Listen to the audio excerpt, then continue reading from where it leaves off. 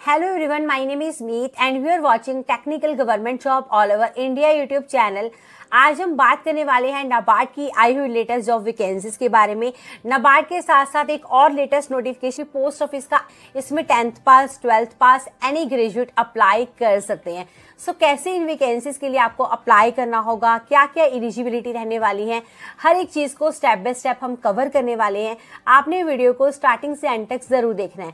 अगर आप चैनल पर पहली बार आए हैं, इसी तरह से चाहते हैं हर एक नोटिफिकेशन आप तक टाइम पर पहुंच जाए, तो जल्दी से चैनल को सब्सक्राइब करके बेल आइकन को प्रेस करके ऑल पर क्लिक करना, ताकि हर एक अपडेट आप तक टाइम पर पहुंच जाए।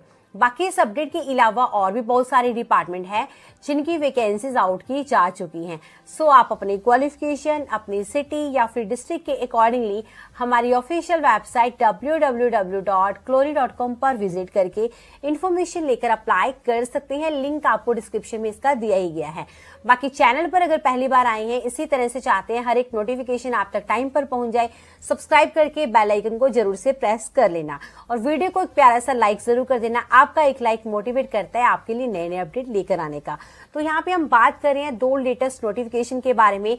दोनों के दोनों नोटिफिकेशन सेंट्रल गवर्नमेंट की तरफ से रिलीज किए गए हैं, जहाँ पे 10th पास 12th पास और एनी ग्रेजुएट अप्लाई कर सकते हैं। और एज अ फ्रेशर आपके लिए बहुत अच्छी अपॉर्चुनिटी आ चुकी है और ये आपके परमानेंटली जॉब रहने वाली है। सो इसमें किस तरीके से अप्लाई करना है, कौन से डिपार्टमेंट का नोटिफिकेशन है, किस पोस्ट के लिए क्या एलिजिबिलिटी रहने वाली है, हर चीज को हम डिटेल में स्टेप बाय स्टेप कवर करेंगे। स्क्रीन पर चलकर आपको बताऊंगी कैसे आपको इसके लिए अप्लाई करना होगा, ताकि कोई प्रॉब्लम आपको इसमें फेस ना करने पड़े।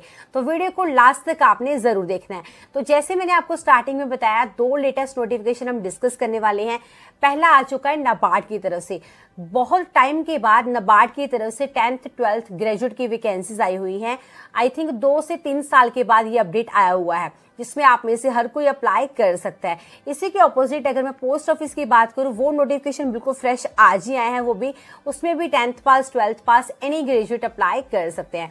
तो सबसे पहले अगर हम पहली नोटिफिकेशन की बात करें, अब बात करते हैं सेकंड नोटिफिकेशन के बारे में, जो कि अभी हम आ चुके हैं ऑफिशियल नोटिफिकेशन के ऊपर। तो यहाँ पे हम डिस्कस करने वाले हैं वैकेंसीज जो कि आउट करी गई हैं नाबार्ड की तरफ से। जी दोस्तों, नाबार्ड ने लेटेस्ट नोटिफिकेशन आउट कर दिया है वैकेंसीज का, जिसके लिए आप यहाँ पे अप्लाई कर सकते हैं। अगर मैं बात करूँ वैकेंसीज के लिए, सबसे पहले हम बात करेंगे यहाँ पे कि इसकी जो डेट्स हैं, ठीक है, उसके बारे में। इसके लिए ऑनलाइन अप्लाई करना जो है वो ऑलरेडी स्टार्ट हो चुका है। 14/5/2026 से लेके आप इसके लिए अप्लाई जो है वो कर सकते हैं। 1/6/2026 तक इसके लिए आप अप्लाई कर पाएंगे, ठीक है जी। ये नोटिफिकेशन नाबार्ड की तरफ से डायरेक्टली आउट किया गया है, किसी भी थर्ड पार्टी कंपनी की तरफ से नहीं है, ठीक है। सो ये जो पोस्ट है वो कॉन्ट्रैक्ट बेसिस पे है स्पेशलिस्ट की। तो ये सारी नोटिफिकेशन मैं आपको आगे बताऊँगा पूरे ब्रीफ में। सबसे पहले तो इसके अंदर जो वैकेंसीज है उसके लिए ऑनलाइन ही अप्लाई करना है, कोई भी अदर मोड यहाँ पे अप्लाई करने का नहीं है। ऑल इंडिया कैंडिडेट यहाँ पे एलिजिबल रहते हैं, अप्लाई यहाँ पे कर सकते हैं अगर आप एलिजिबिलिटी को फुलफिल करते हैं तो, ठीक है जी। अगर मैं बात करूँ नेक्स्ट यहाँ पे वैकेंसीज की, तो यहाँ पे जो वैकेंसीज आउट हुई हैं, डिपार्टमेंट नेम लिखा हुआ है strategic planning and product innovation department SPPID, ठीक है जी। इसमें सबसे पहली पोस्ट है स्पेशलिस्ट फाइनेंस स्ट्रेटजी की। उसके बाद आती है स्पेशलिस्ट इंफॉर्मेशन टेक्नोलॉजी स्ट्रेटजी की एक पोस्ट है, स्पेशलिस्ट ह्यूमन सोर्स स्ट्रेटजी की एक पोस्ट है, स्पेशलिस्ट ऑर्गेनाइजेशन स्ट्रेटजी की 2 पोस्ट है, ठीक है। उसके बाद है senior department of climate action and sustainability, ठीक है, जिसको हम DCAS बोलते हैं। सीनियर क्लाइमेट फाइनेंस स्पेशलिस्ट की एक पोस्ट यहाँ पे आउट करी गई है।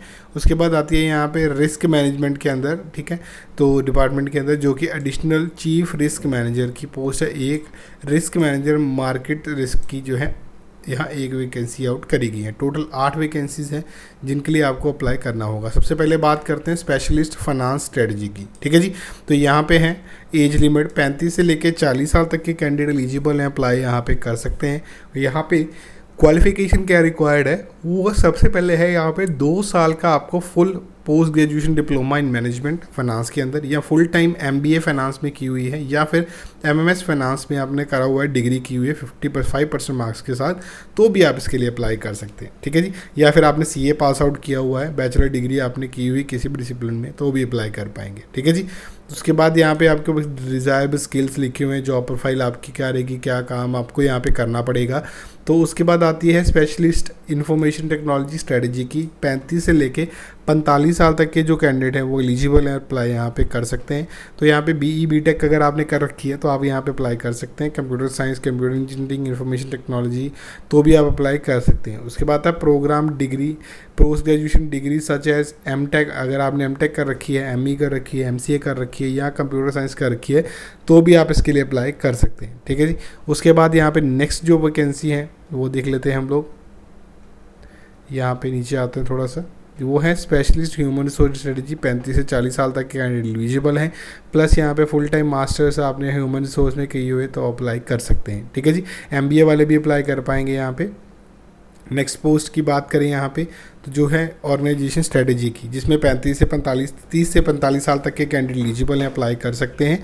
यहाँ पे 2 साल का आपने full time post graduation diploma in management किया हुआ है पब्लिसिटी पॉलिसी के अंदर तो भी अप्लाई यहाँ पे कर सकते हैं। ठीक है जी। उसके बाद थोड़ा सा नीचे स्क्रॉल करेंगे, नई नेक्स्ट प्रोफाइल आ जाएगी सीनियर क्लाइमेट फाइनेंस स्पेशलिस्ट की, जिसके लिए 65 साल तक के कैंडिडेट एलिजिबल हैं, अप्लाई कर सकते हैं। पोस्ट ग्रेजुएशन किसी भी डिसिप्लिन में किए तो भी अप्लाई कर पाएंगे, किसी रिकॉग्नाइज्ड यूनिवर्सिटी से किए तो भी अप्लाई कर पाएंगे। ठीक है जी। अगर मैं नेक्स्ट बात करूँ नोटिफिकेशन में तो 40 से लेके 62 साल तक के कैंडिडेट एलिजिबल हैं चीफ रिस्क मैनेजर के लिए। ठीक है जी। जिसमें भी ग्रेजुएशन, पोस्ट ग्रेजुएशन आपने की हुई economics, statics, finance, business administration किसी भी रिकॉग्नाइज्ड यूनिवर्सिटी से तो भी आप अप्लाई यहाँ पे कर सकते हैं। ठीक है जी। उसके बाद नेक्स्ट यहाँ पर आता है रिस्क मैनेजर की, जो कि है मार्केट रिस्क की। 30 से 50 साल तक के कैंडिडेट एलिजिबल रहेंगे, अप्लाई कर सकते हैं। पोस्ट ग्रेजुएशन डिग्री फाइनेंस में की है, कॉमर्स में की है, इकोनॉमिक्स में की है, स्टैटिक्स में की है आपने तो भी अप्लाई कर सकते हैं। PGDBA की हुआ है आपने, ठीक है, PGPM किया हुआ है या PGDM किया हुआ है तो भी अप्लाई यहाँ पे कर सकते हैं। ठीक है जी। उसके बाद नेक्स्ट पोस्ट यहाँ पे जो आउट करी गई है वो देख लेते हैं। नेक्स्ट वही लास्ट पोस्ट थी। तो यहाँ पे एप्लीकेशन फ़ी की बात करूँ तो SC ST PWD कैंडिडेट्स के लिए यहाँ पे 150 रुपीज़ एप्लीकेशन फ़ी है, बाकियों के लिए फुल ऑल अदर के लिए 700 रुपीज़ पर आपकी जो है यहाँ पे रहने वाली है सैलरी। ठीक है, पर पोस्ट के लिए अगर आप अप्लाई करते हैं। उसके बाद यहाँ पे आता है आपका पैकेज, ठीक है, जो आपको मिलने वाला है। कंसल्टेंट फाइनेंस के लिए 24 से 45 लाख का पर एनम का पैकेज रहेगा। कंसल्टेंट इंफॉर्मेशन टेक्नोलॉजी के लिए 24 से 45, कंसल्टेंट ह्यूमन रिसोर्स के लिए 20 से 25 साल। ठीक है जी। उसके बाद है कंसल्टेंट स्पेशलिस्ट जो है यहाँ पे वैकेंसी आई है ह्यूमन रिसोर्स के बाद स्ट्रेटजी की, जो कि 24 से 45 लाख रहेगी। ह्यूमन रिसोर्स के लिए भी सेम थी। सीनियर क्लाइमेट फाइनेंस स्पेशलिस्ट के लिए 4 लाख पर मंथ रहेगी आपकी।